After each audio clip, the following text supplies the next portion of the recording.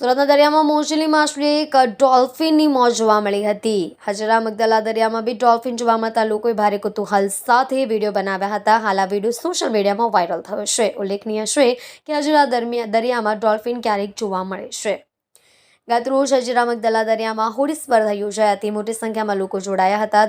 દરિયામાં 2 જેટલી ડોલ્ફિન જોવા મળતા લોકોમાં ભારે કુતૂહલ ફેલાયું હતું। લોકોએ અને માછીમારોએ ડોલ્ફિનનો વિડીયો મોબાઈલમાં કેદ કરી સોશિયલ મીડિયા પર વાયરલ થઈ ગયો છે। Nitin Varmora, range forest officer ડુમસએ જણાવ્યું કે ક્યારેક જ હજીરા કે ડુમસના દરિયામાં ડોલ્ફિન જોવા મળે છે। અરબી સમુદ્ર ખૂબ મોટો છે।